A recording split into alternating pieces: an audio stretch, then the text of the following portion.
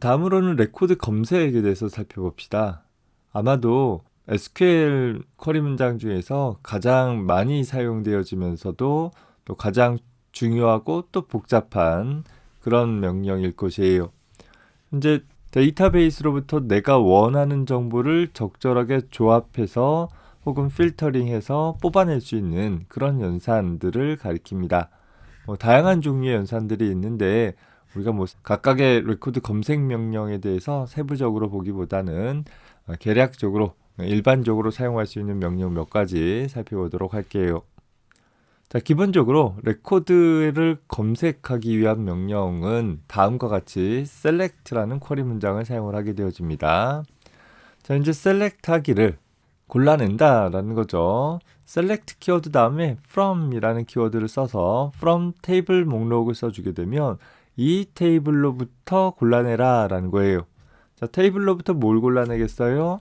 그 테이블에 포함되어진 내가 관심 있는 필드들에 대한 목록을 select 다음에 써줌으로써 이 테이블로부터 이 필드들에 대한 내용들을 골라내라 라는 의미로 사용이 되어집니다. 앞에서 업데이트나 삭제와 마찬가지로 where라는 키워드를 통해서 어떤 조건을 부여할 수 있는데 그러면 현재 이 테이블 내의 모든 레코드들에 대한 필드 내용을 가져오는 것이 아니라 이 조건에 부합되어진 레코드만 필터링해서 가져올 수도 있다라는 것이에요.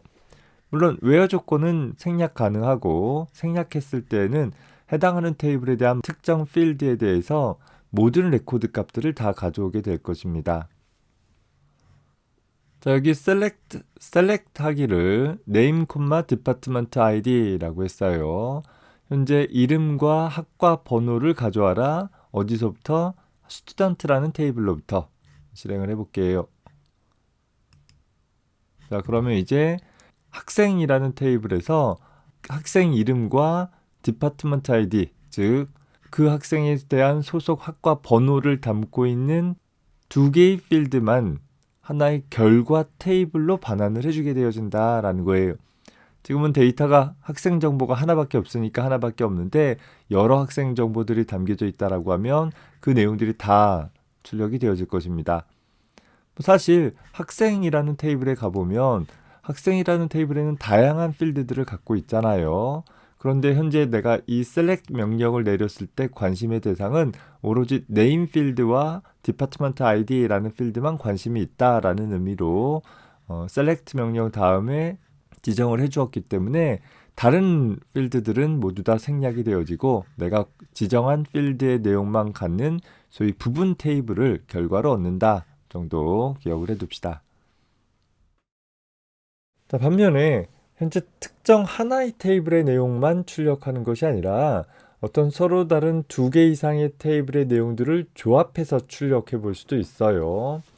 좀 복잡하게 사용되어지는 연산이 있기는 하는데 다음과 같은 명령을 보면 현재 name이라는 필드와 department name이라는 필드를 가져와라 라는 거예요. 자, 어디서부터 가져올 거냐면 department라는 테이블과 학생이라는 테이블로부터 가져와라 라는 거예요.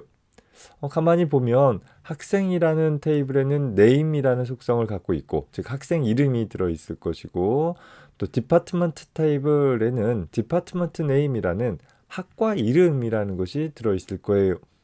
두 개의 필드가 서로 다른 테이블에 들어있다라고 했을지라도 우리는 select 명령을 사용을 할 수 있기는 하는데 자, 문제는 현재 어떤 학생에 대한 학과 이름이 무엇이냐라는 것은 학생 테이블의 디파트먼트 아이디라는 것이 외래키를 통해서 학과 테이블의 디파트먼트 아이디를 가리킬 수 있도록 참조하도록 구성이 되어 있더라라는 거죠. 그래서 아무 내용이나 출력하면 되는 것이 아니라 현재 where 조건을 부여하기를 학생 테이블의 학과 번호와 학과 테이블의 학과 번호가 일치하는 형태로 구성을 해봐라 라는 거예요.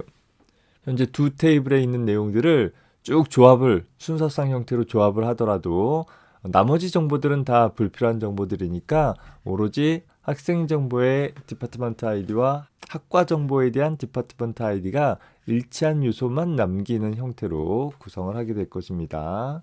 뭐 이런 것을 우리 뭐 카티션 프로덕트라고 하는데 뭐 구체적인 건 잘 몰라도 되겠어요. 뭐 기본적으로 서로 다른 두 개 테이블의 내용들을 조합해 볼 수 있다 정도로 기억을 해 둡시다. 자, 그래서 가보면 학생 테이블에는 학과 이름이라는 것을 갖고 있지 않아요. 오로지 학과 번호라는 디파트먼트 아이디 값을 갖고 있고, 학과 테이블에는 학과 아이디에 해당하는 학과 이름이 기록이 되어 있는 상태인 것이죠. 자, 그래서 우리가 다음 명령을 실행 눌러주게 되어지면 현재 결과 테이블로 학생 테이블에서 학생 이름을, 학과 테이블에서 학과 이름을 가져오되 그것을 연결해 가지고서 현재 이 학생에 대해 연관된 학과 이름만 출력할 수 있도록 구성을 해볼 수 있는 것입니다. 만약에 우리가 이 구문을 없앤다, 그리고 나서 실행을 해보자 라고 하면 이제는 보면 학생 이름과 학과 이름에 대해서 모두 다 순서상 형태로 조합을 다 해버린 상황이 되는 것이죠. 다만 현재 이 학생에 대한 학과는 이렇게 모든 학과와 다 조합되어질 필요가 없기 때문에 우리는 where 조건조를 주어서 현재 학생 정보에 있는 내용과 학과 정보에 있는 내용 중에서 디파트먼트 아이디라는 값이 일치한 정보만 남기고 나머지는 다 없애라 라는 형태로 수행을 해볼 수 있는 것입니다. 따라서 학생 테이블에 다수의 학생 정보가 있고 학과 테이블에 다수의 학과 정보가 있다 하더라도 각각 학생 테이블의 디파트먼트 아이디가 가리키는 학과 이름만이 연결되어져서 하나의 결과 테이블로 나오게 된다라는 것입니다. 자, 현재 학생 테이블로부터 거주 지역에 대한 내용들을 가져와라 라고 한다면 where 조건절이 지정되어 있지 않았기 때문에 모든 레코드에 대해서 주소 필드에 대한 내용들이 출력이 될 거예요. 예를 들어서 학생 테이블에 레코드가 8개가 있다라고 가정을 하고 해당하는 레코드의 값을 다음의 명령을 수행을 해주게 되어지면 옆에 결과와 같이 모든 학생 레코드에 있는 어드레스 필드의 값이 출력이 되어진다라는 것이에요. 자, 그런데 보니까 어떤 특정 지역들이 이렇게 중복돼서 나타나고 있잖아요. 그래서 중복을 제외한 형태로 현재 결과 테이블을 만들어라 라고 한다라고 하면 distinct라는 키워드를 사용을 해줄 수 있습니다. 이 경우에는 where 조건절이 없으니까 모든 레코드에 대한 결과가 나오기는 하되 중복된 내용들을 제거하고 중복되지 않은 항목만 결과 테이블로 내주기도 한다라는 거 참고해 보기 바랍니다. select라는 쿼리 명령이 기본적으로 특정 테이블로부터 내가 관심이 있는 필드들에 대한 항목들을 부분 테이블로 반환받을 수 있는 쿼리 명령이다 라고 했었죠. 자, 그때 만약에 현재 학생 테이블의 모든 필드에 대한 내용들을 가져오고 싶다라고 한다면 select라는 키워드 다음에 내가 살펴보고자 할 필드들을 원하는 순서대로 쭉 나열을 해주면 될 거예요.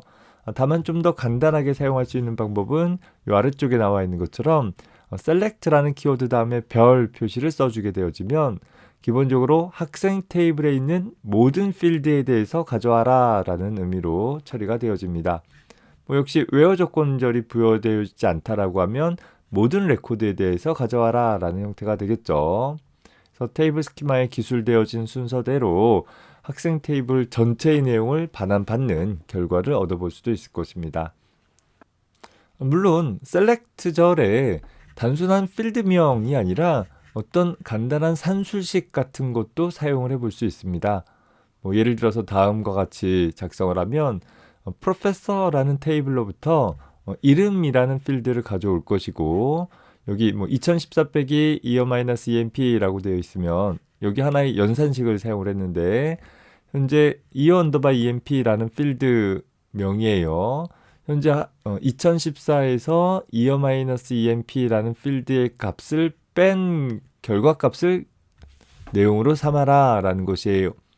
그래서 현재 프로그램을 수행을 해보면 EMP라는 것이 각각의 교수가 고용되어진 연도라고 가정을 한다라고 하면 내가 조회하고자 하는 어떤 특정 시점에서 그 사람이 처음 고용되어진 연도를 빼주게 되니까 몇 년 동안 2014년 기준으로 몇 년 동안 재직했느냐라는 정보를 얻어낼 수도 있다라는 것이죠.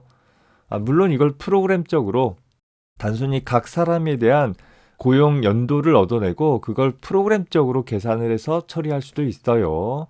하지만 아예 select 명령을 통해서 데이터베이스로부터 어떤 결과를 얻어올 때 간단한 연산 같은 경우는 직접 수행을 해서 내가 원하는 연산 결과를 담고 있는 부분 테이블을 결과로 얻어낼 수도 있다라는 것 참고해 보기 바랍니다.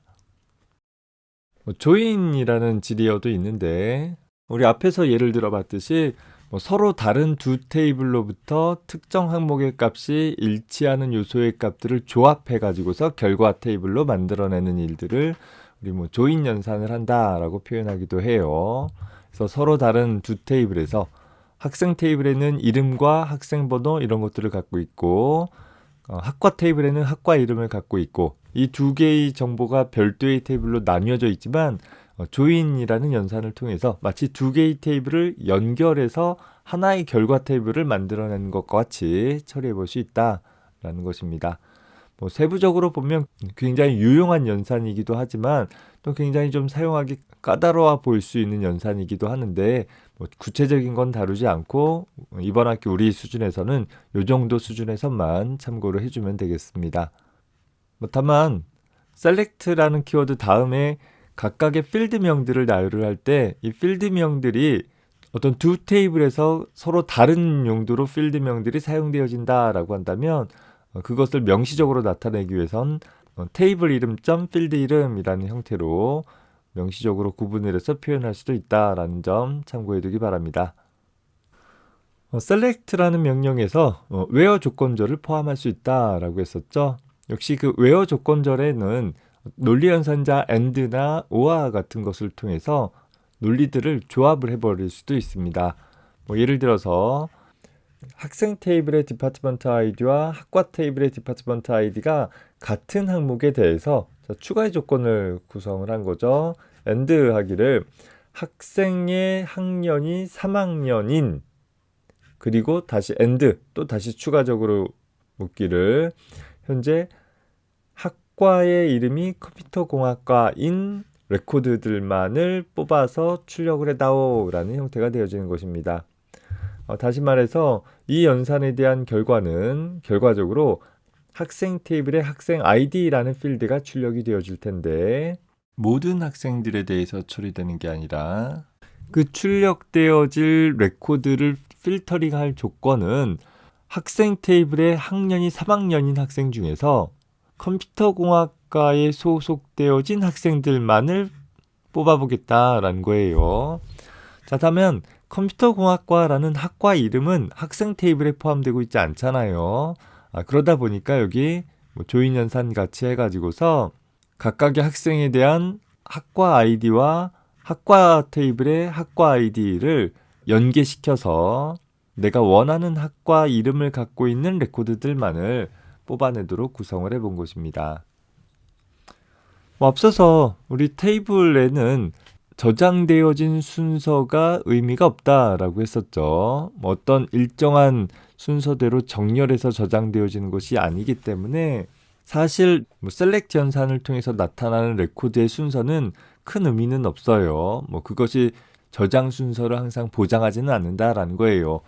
그저 select라는 명령 자체가 현재 데이터베이스로부터 원하는 결과들을 뽑아내서 순서 없이 그냥 출력을 해주는 것에 불과하기 때문에 내가 원하는 순서대로 결과들을 재정렬하고자 한다라고 한다면 select 연산 시 order by라는 키워드를 추가를 해서 내가 정렬을 원하고자 하는 필드의 값을 지정을 해주면 되는 것이에요.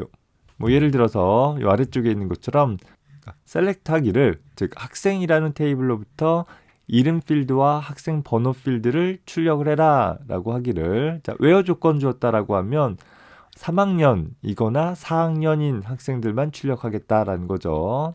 order by 하기를 name이라고 했으면 이름 순서대로 출력해라 라는 거예요. 그런데 혹시 동명이인이 있다라고 한다면 student ID 즉 학생 번호 순으로 다시 정렬할 수 있도록 즉 정렬에 대한 1차 기준, 2차 기준 같은 것들을 나열을 해주어서 1차 기준에 따라 먼저 정렬을 하되 1차 기준 값이 같은 항목들은 2차 기준에 대해서 다시 정렬할 수 있도록 구성을 해보는 것입니다. 그래서 기본적으로 오름차순으로 정렬을 해주게 되어지고, 정렬할 필드명 뒤에 ascending, descending이라는 키워드를 기술을 해주게 되어지면 오름차순으로도 혹은 내림차순으로도 정렬을 해낼 수 있습니다. 기본값은 오름차순 정렬이 될 것이에요.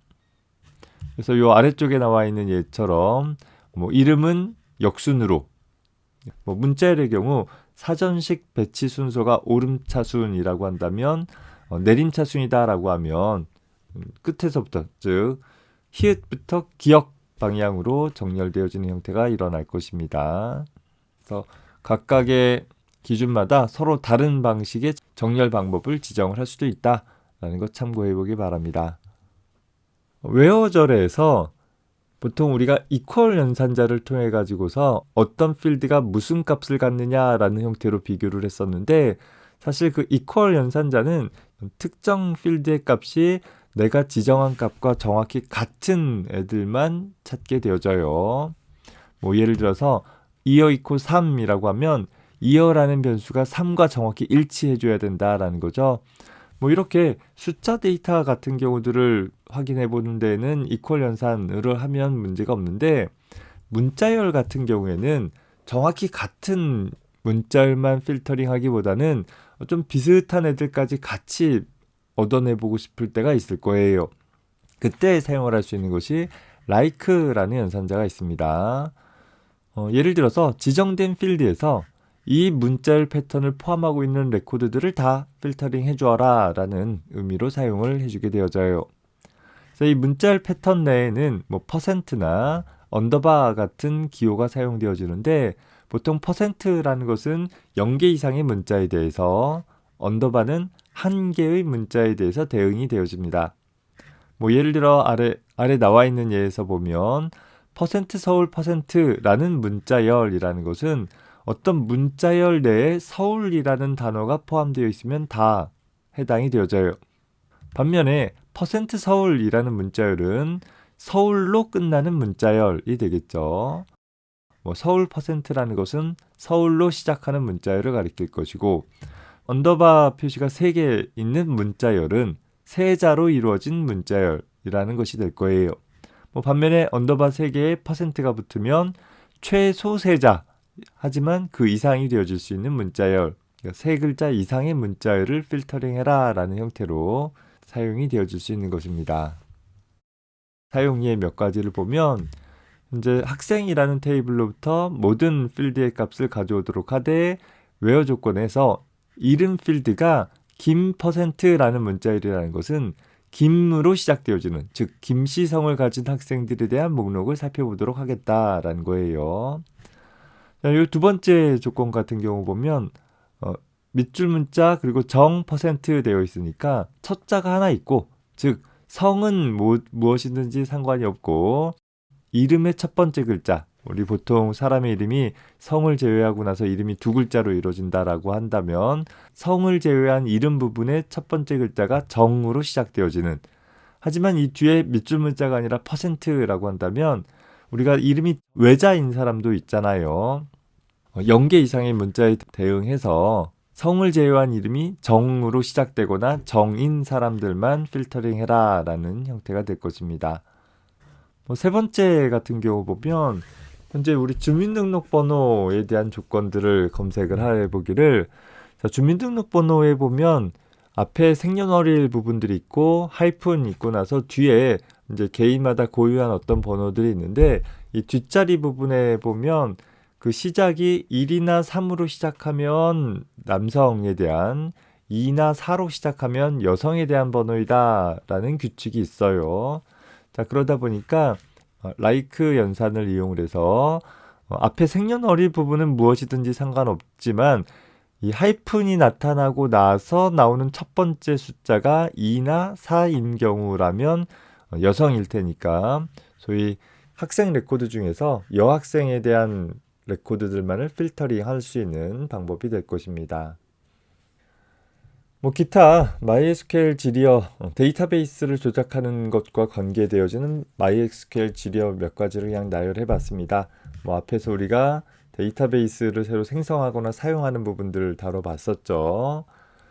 추가적으로 데이터베이스의 목록을 보거나 혹은 특정 데이터베이스를 삭제할 때 사용을 할 수 있는 명령들도 있습니다. 참고해 보기 바라고, 데이터베이스뿐만 아니라 테이블에 대한 명령들도 다음과 같은 것들이 있습니다. 테이블 목록을 본다라든가 테이블을 새로 생성하는 명령에 대해서는 앞에서 살펴봤었죠. 테이블의 구조들을 살펴볼 수 있는 명령들 혹은 테이블을 삭제하는 명령이 있습니다. 구체적인 것들은 여러분들이 3학년, 4학년 올라가서 다루도록 하고, 기본적인 내용들, 필요한 내용들이 있다라고 하면 요 목록에서 찾아서 쓰는 정도로 해봅시다. show databases라는 명령을 실행을 해보면 앞에 나와 있는 것처럼 요 옆쪽에 스키마라는 항목에서 표현되어져 있는 데이터베이스들의 목록을 살펴볼 수 있죠. 우리가 앞서서 JSPDB라는 데이터베이스를 만들었었고, 또 현재 SQL 명령들에 대한 연습을 위해서 TestMyDB라는 데이터베이스도 만들어서 사용 중이고 있는 것입니다. 이런 데이터베이스들 중에 어느 하나를 삭제하고자 한다라고 하면 drop database라는 명령을 사용을 해주게 될 것이에요. 자, 반면에 show table라는 명령을 사용을 해주게 되어지면 역시 명령 하나만 실행해 봅시다. 이제는 현재 사용 중인 데이터베이스, 즉 여기 스키마스라는 항목에 가보면 TestMyDB라는 데이터베이스를 현재 사용 중인, 소위 활성화되어진 데이터베이스로 설정해 놓은 상태인 거죠. 그 상황에서 showTables라는 명령을 수행을 하면 그 데이터베이스 안에 포함되어진 테이블들에 대한 목록을 나타내주고 있다라는 것입니다. 현재 학과라는 테이블과 학생이라는 테이블, 두 개의 테이블이 포함되어 있었죠. 자, 여기다가 describe라는 명령을 통해서 특정 테이블 이름을 써주게 되어지면, 역시 실행을 해주면 해당하는 테이블에 대한 스키마 구조를 나타내주고 있다라는 거예요. 우리 앞서서 create table이라는 명령을 통해서 현재 학생이라는 테이블은 어떤 필드를 갖고 어떤 자료용을 갖게 되어지는지, 또 널값을 허용하는지 아닌지에 대한, 또 기본 키가 무엇이고 외래 키가 무엇인지 등에 대한 이야기들을 지정을 한 바가 있었어요. 자, 그때 지정한 테이블 자체에 대한 구조에 대한 내용들을 살펴보고자 한다라고 하면 describe라는 명령을 사용을 해볼 수 있다라는 것입니다. 만약에 우리가 데이터베이스를 접근하기 위한 새로운 사용자 계정을 만들고자 한다라고 한다면 어떻게 할 것인가에 대해서 한번 살펴봅시다.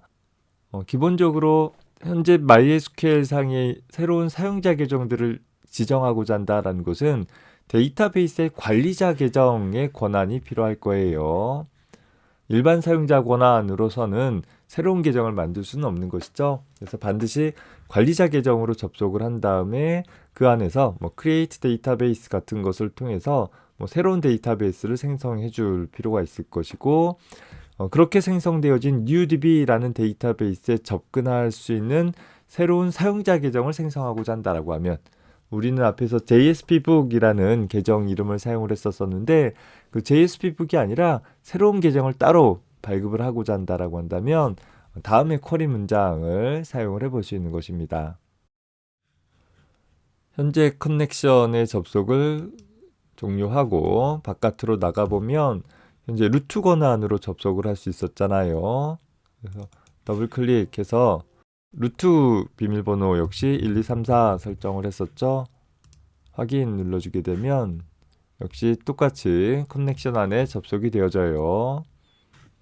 자, 현재 create user 하기를 user 1이라는 계정을 새로 만들되 비밀번호를 12345로 설정을 하도록 구성을 해본 것입니다.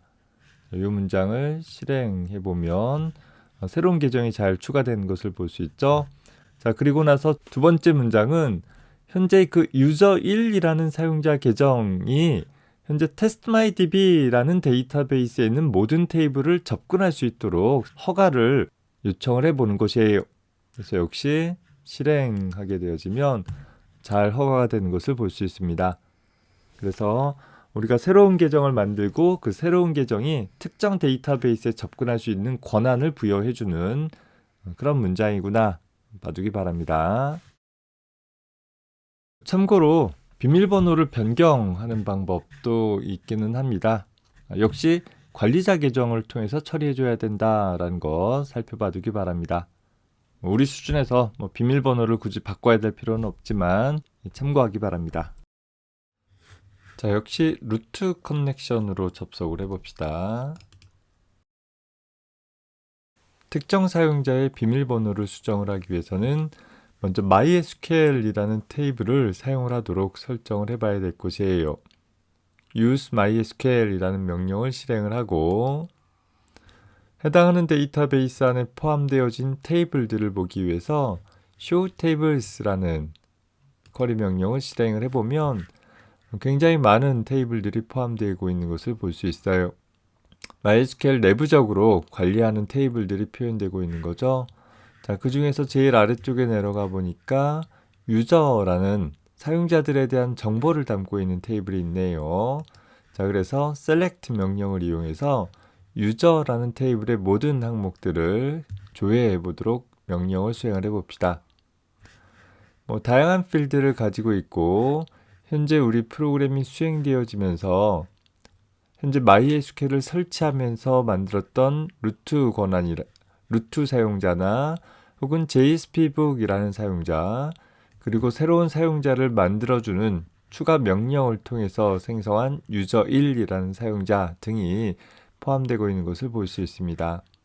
자, 해서 현재 사용자의 비밀번호를 수정을 하기 위해서는 MySQL 5.7 버전 이전에는 update라는 명령을 통해서 유저라는 테이블 내에 패스워드라는 필드의 값을 새로운 비밀번호로 설정하기를 특정 사용자 아이디에 대해서 처리해라 라고 수행을 했었습니다. 다만 현재 MySQL 5.7 이후에 가서 보면 어디에도 패스워드라는 필드가 존재하고 있지 않은 것을 살펴볼 수 있죠. 현재 비밀번호들을 저장 관리하는 방식이 최근에는 조금 바뀌었구나 라고 생각을 해보면 되겠어요. 따라서 MySQL 5.7 버전 이후에는 비밀번호를 바꾸기 위해서 좀 다른 명령을 사용을 하게 되는데 요 14번째 줄에 있는 alter라는 명령을 이용을 해서 특정 사용자에 대한 비밀번호를 어떤 값으로 바꿀 것인지를 설정을 해줘야 합니다. 그래서 해당하는 명령을 실행해 주게 되어지면 잘 처리가 되어지고 여기까지 하고 나면 비밀번호 수정이 끝난 것이 아니라 그 내용을 반드시 저장해주는 17번째 명령까지 수행을 해줘야지만 이제 user1이라는 사용자의 비밀번호가 바뀔 수 있게 되는 것이죠. 필요에 따라서 루트 비밀번호나 혹은 JSPbook이라는 사용자의 비밀번호도 바꾸고자 한다라고 하면 이 부분, user1이라고 사용한 이 부분에 비밀번호를 바꾸고자 하는 아이디를 설정을 해주면 될 것입니다. 자, 이상으로 MySQL 지르이어에 대해서 몇 가지 기본적인 것들을 살펴봤습니다. 물론 이 내용들을 여러분들이 다 알고 있어야 되는 건 아니에요. 테이블을 만든다든가 혹은 삭제하는 등의 관리는 그냥 자료를 보고 입력할 수 있을 정도이면 될 것이고 여러분들은 우리가 JSP 프로그래밍 내부에서 데이터베이스를 통해 동적 웹페이지들을 작성을 해내기 위해서 특정 테이블의 내용을 조회한다라든가 혹은 그 테이블에 새로운 데이터를 추가하는 작업들을 수행을 할 때 어떤 식으로 쿼리 문장을 만들 수 있으면 되는지를 확인할 수 있어야 될 거예요. 부가적으로 그 기존의 데이터의 내용을 수정하거나 삭제할 때에는 역시 어떤 식으로 쿼리 문장을 만들지 정도 조합하고 이해할 수 있는 정도이면 되겠습니다. 즉, 우리 수준에서는 select 명령이 제일 많이 사용될 거예요. 그리고 인서트와 업데이트, 딜리트 정도 어떻게 명령을 구사할 수 있는지만 눈여겨봐두기 바랍니다.